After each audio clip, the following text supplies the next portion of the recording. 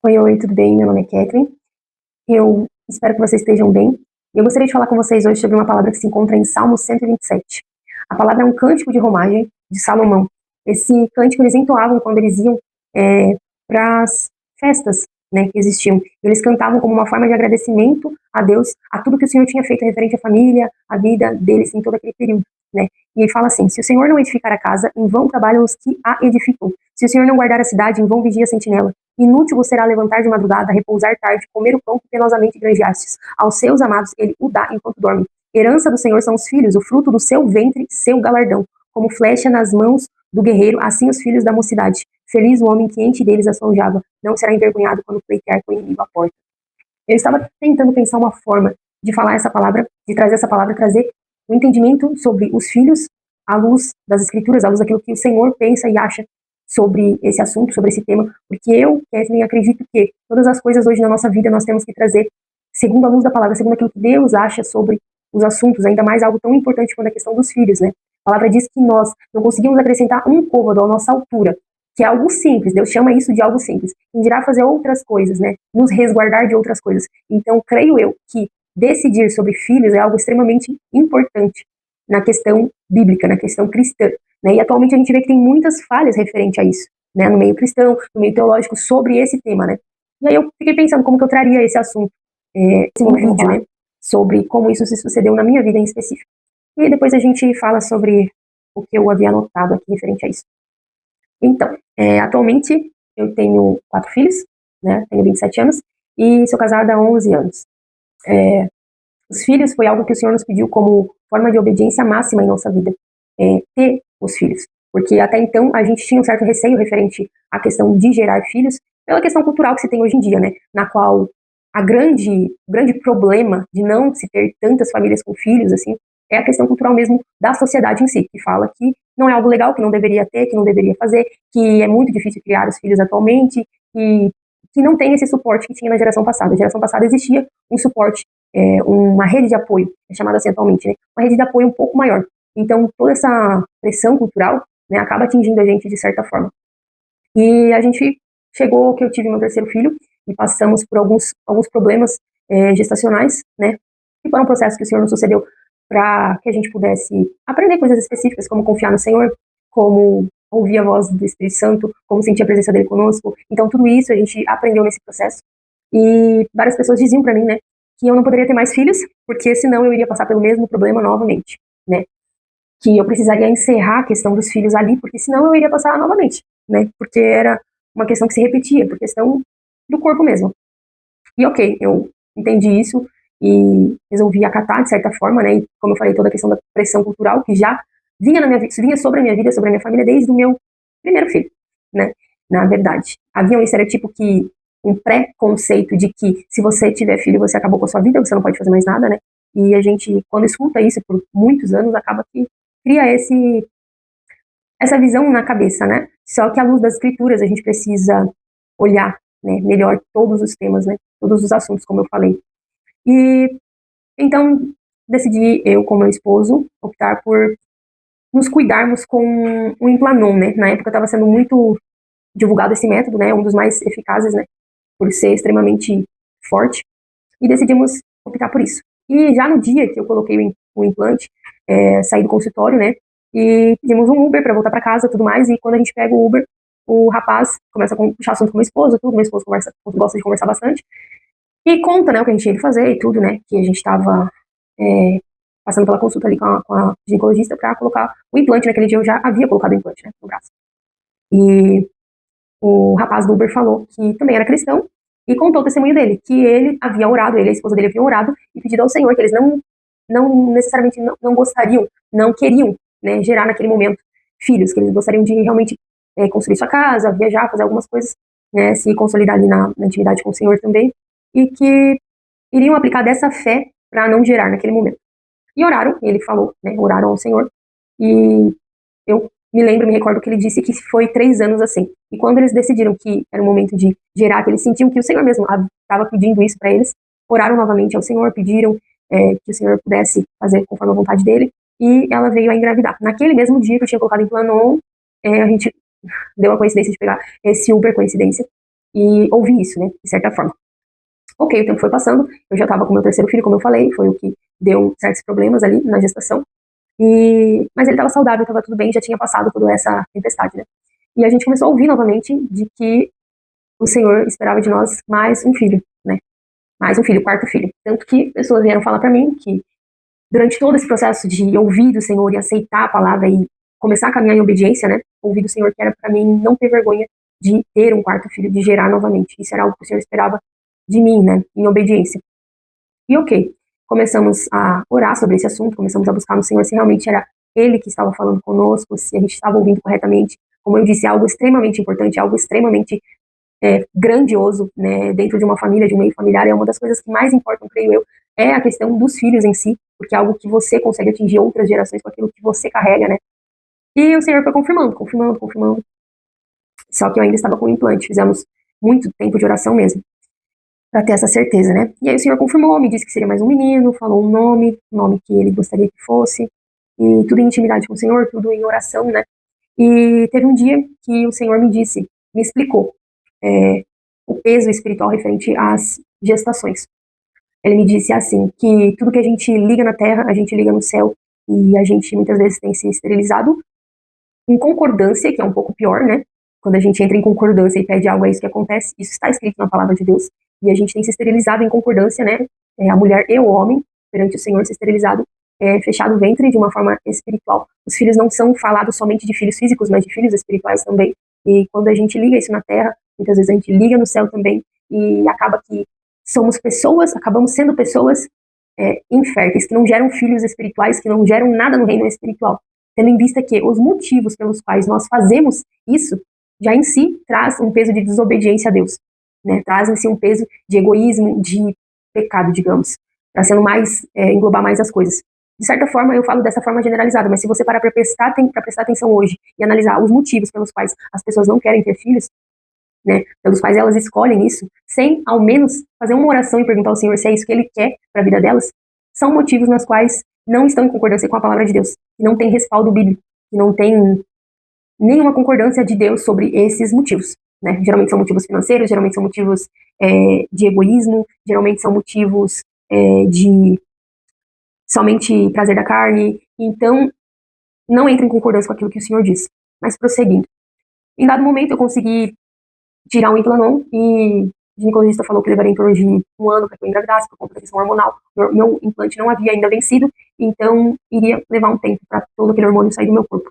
Mas para honra e glória do nome de Jesus, que a gente havia orado muito e era aquilo que o Senhor de fato queria, no mês seguinte eu estava grávida e realmente veio um menino e com o nome que o Senhor decidiu que fosse, nós colocamos e temos seguido com a obediência ao Senhor referente a tudo aquilo que Ele nos pede, não somente com questão ministerial, não somente com questão daquilo que nos beneficia, mas com todas as coisas segundo a vontade de Deus, né? E atualmente a gente vê o peso, né, o peso disso, o peso de ter 4 filhos nessa sociedade atual. E eu não estou falando sobre as dificuldades que as pessoas dizem, não. Eu estou falando sobre a ótica que foi criada, tanto dentro da igreja como fora. Porque a gente analisa que há muitas coisas que hoje são apontadas dele julgado como pecado, que não entra dentro da igreja, porque as pessoas, os cristãos, né, condenam aquilo e conseguem discernir que é pecado e não permitem que aquilo se enraize dentro da igreja, né, não tome raiz dentro da igreja porque é algo condenável.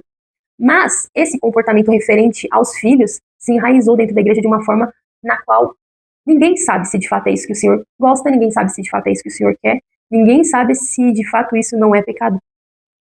Mas continuam escolhendo fazer segundo as suas vontades, sem entrar em concordância com aquilo que o Senhor deseja. É isso que eu tenho analisado. Porque muitas vezes, quando eu estava no processo de ouvir do Senhor que eu teria que gerar mais um filho, e eu comentei em roda de pessoas, cristãs, obviamente, cristãs que estavam próximo, eu falei, porque o Senhor, né, me pediu mais um filho. Ai, credo, Deus me livre, tá amarrado, pra que mais um filho? É esse tipo de reação que a gente recebe, tendo em vista que nós estamos falando de um propósito de Deus. Né? Mas eu costumo dizer que a palavra de Salmo 127 fala que os filhos eles são uma bênção de Deus, algo que Deus dá ao casal. E eu costumo dizer que se fosse carro e casa, todo mundo ia querer muito, né? Muitas bênçãos. Não teria vergonha de ter 10 bênçãos. Não teria vergonha de mostrar para todo mundo a quantidade de bênçãos. Mas como são filhos, que demanda atenção, cuidado, todo um processo que nos envolve nesse processo, aí nós não queremos, porque muitas vezes a gente quer as bênçãos sem a cruz, assim como Satanás quis entregar Jesus, mas como eu acabei de falar, não é algo que provém do Senhor. Muitas vezes as bênçãos que o Senhor nos dá requer de nós algum tipo de esforço, né? E a gente anula isso, né? Muitas vezes. Então, eu gostaria de falar algumas coisas referente a esse tema, né? Tenho anotado algumas questões. Primeiramente, como eu falei anteriormente, nenhuma das oposições referente a isso, nada do que é dito atualmente. Eu não quero filho porque eu não tenho ainda uma quantidade financeira boa, uma qualidade financeira. Isso não está em acordo com a palavra de Deus, porque a palavra fala que se Deus não edificar a tua casa, se o Senhor não estiver em acordo com a tua casa, se o Senhor não for o fundamento da tua casa, se o Senhor não edificar a tua casa, em vão trabalham os trabalhadores. Então não adianta, se o Senhor não estiver em acordo com aquilo que você tem feito, com as escolhas que você tem feito, tudo que você tem feito é em vão, né? A palavra também fala que se a gente trabalha e adquire bens por motivos egoístas e não presta atenção na casa de Deus, não presta atenção nas vontades do Senhor, não presta atenção naquilo que provém do reino, a gente coloca o nosso dinheiro, os nossos valores em um saco furado, porque não para nada ali. Fala exatamente isso, a gente coloca num saco furado, porque os nossos interesses são egoístas. Então, não entra em concordância com o Senhor, porque a gente só pode falar daquilo que a gente vive. Eu tive um grande processo de entender sobre os filhos durante esse momento onde o Senhor me pediu mais um filho. E eu parei para pensar em todas essas coisas, em tudo aquilo que era dito, em tudo aquilo que era falado, em tudo aquilo que se tornava um pré-conceito referente aos filhos, e eu só vi futilidades, essa é a palavra correta. Outra questão, a nossa segurança ela não depende de nós mesmos, ela depende do Senhor. Muitas vezes a gente quer dizer que não, a gente ainda não está preparado, a gente não está pronto, porque quer achar que nós conseguimos estipular uma segurança que não existe. Não existe em nós, existe em Jesus.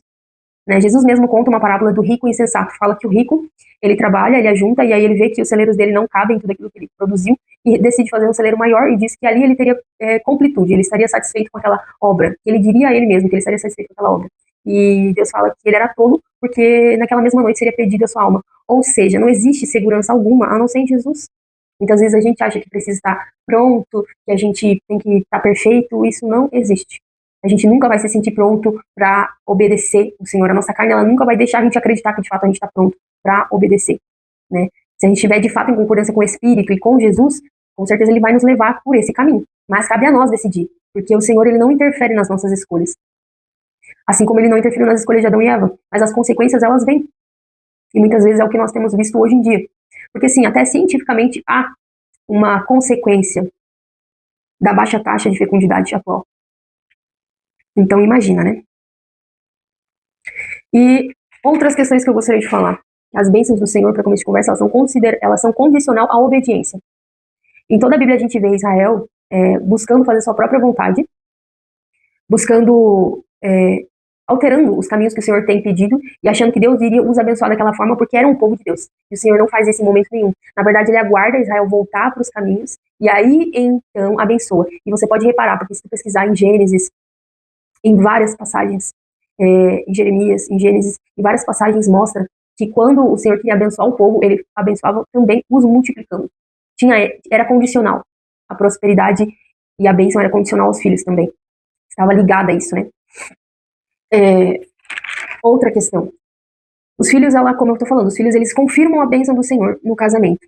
Existe uma palavra que ela se encontra em Malaquias 2, que fala o objetivo que o Senhor espera do casamento.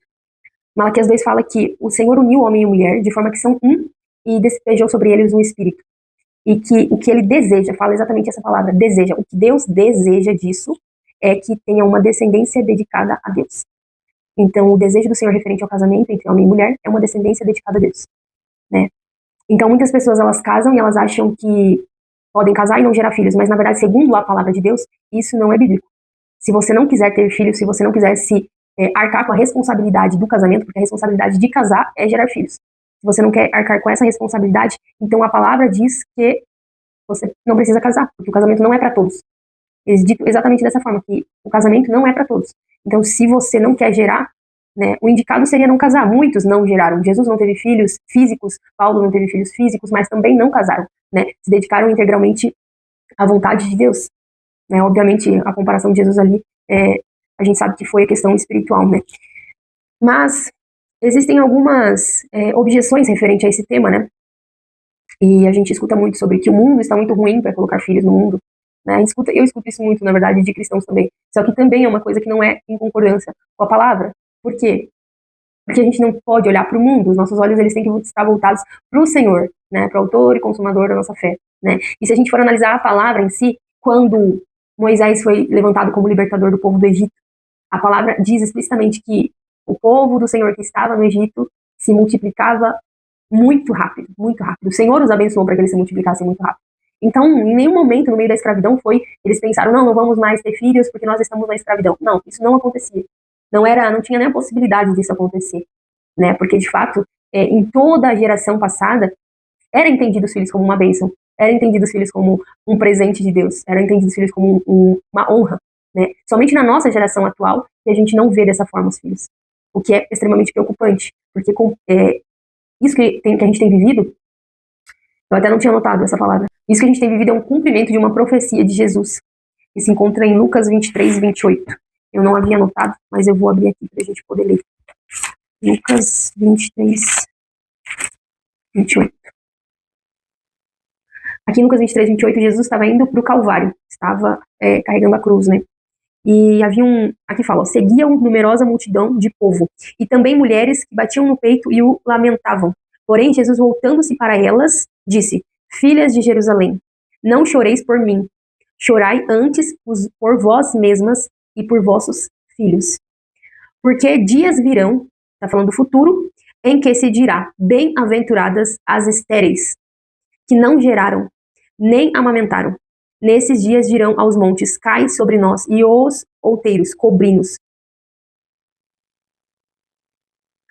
Essa parte aqui que fala sobre, nesses dias dirão aos montes, cai sobre nós, também tem uma correlação com o Apocalipse, né? Com uma palavra que já pressupõe que era no tempo do fim. Então, sim, não é à toa que em toda a geração passada os filhos foram considerados como uma bênção de Deus, algo que trazia honra, uma família com muitos filhos, demonstrava uma família próspera, feliz.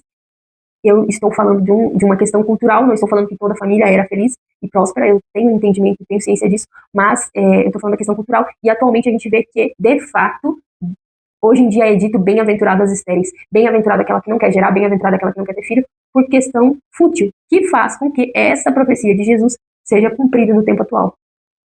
Incrível como nada passa aos olhos do Senhor, né? Como todas as coisas têm sido dita e mencionada. A Bíblia ela tem sido chamada como nosso manual, né, de vida, e de fato, aqui dentro da Bíblia tem todas as coisas, tudo aquilo que a gente precisa, daquilo que a gente tem de dúvida, explica na palavra do Senhor, né? E não tem várias vertentes, não tem várias verdades, existem uma verdade referente a cada assunto.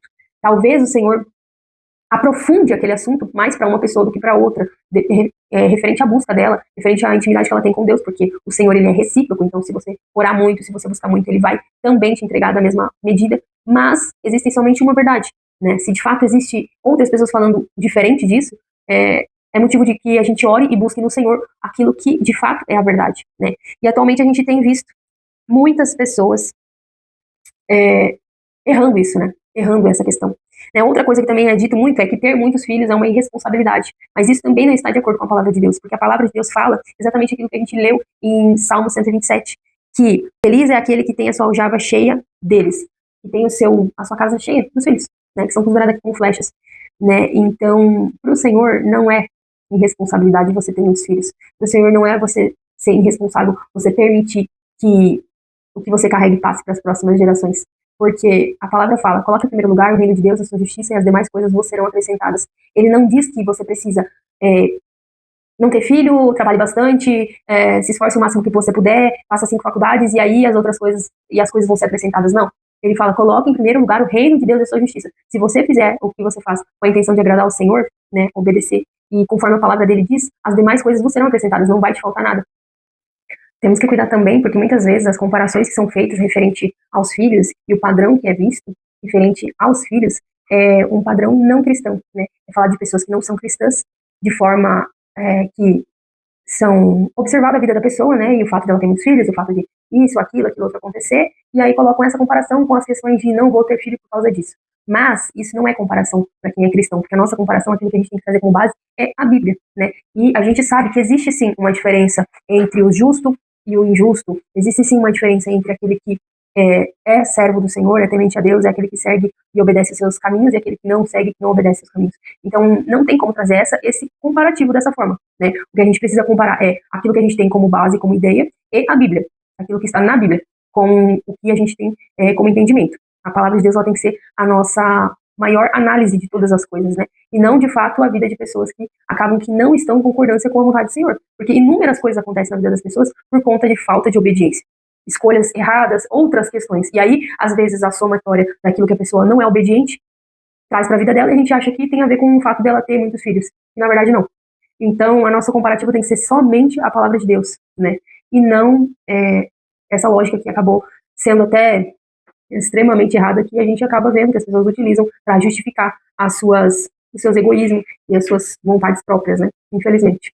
E atualmente eu tenho vivido isso, como eu falei, não dá para você falar daquilo que você não vive. Tenho vivido isso, né? Tenho 4 filhos, não nos falta nada. Minha casa é um lar com paz, com alegria, com felicidade, com o Senhor em primeiro lugar.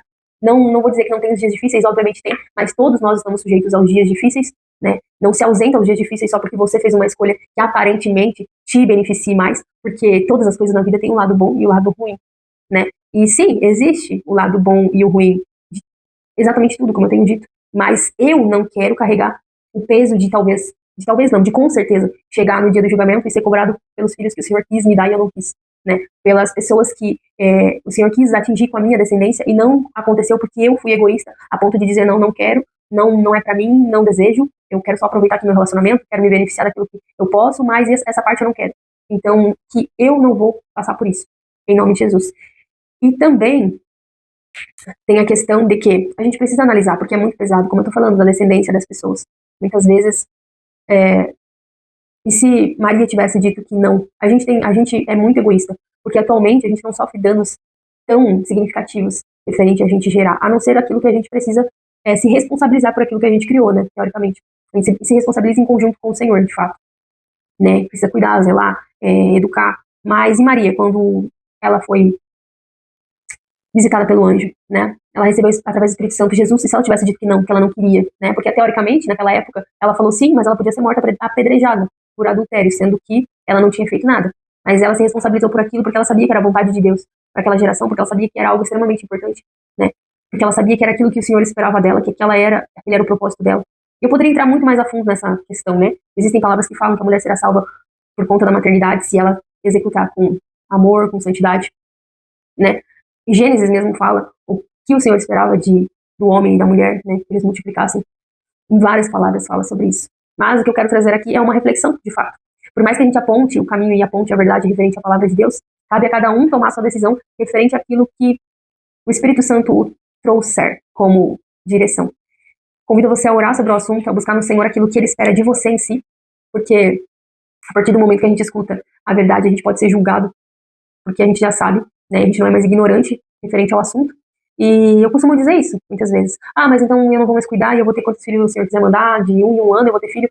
Não é bem assim, você pode sim cuidar, mas a partir do momento que você escutar do Senhor, ou esteja aberto a escutar do Senhor, que Ele precisa, que Ele quer que você gere mais uma vez, que isso é propósito, você obedeça, ou antes de você resolver tomar algum anticoncepcional, ou fazer algum tipo de método de esterilizar ali, você orar ao Senhor e perguntar se de fato é isso que Ele espera, a gente realmente render a nossa vida totalmente 100% nos pés do Senhor, porque são coisas extremamente sérias. Se atualmente a gente precisa ter cautela para escolher o que a gente vai beber, o que a gente vai comer, aonde a gente vai sentar, com quem a gente vai andar, porque a palavra nos instrui isso. Quem dirá a cautela que a gente precisa ter quando a gente vai interferir nas próximas gerações de forma efetiva e ativa.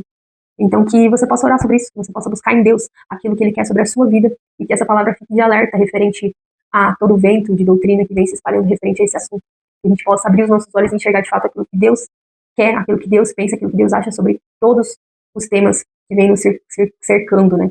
Eu agradeço pela atenção, tenha um bom dia, uma boa tarde ou uma boa noite, que Deus possa te acompanhar nesse processo de entender no Senhor todas essas coisas. Tchau, tchau.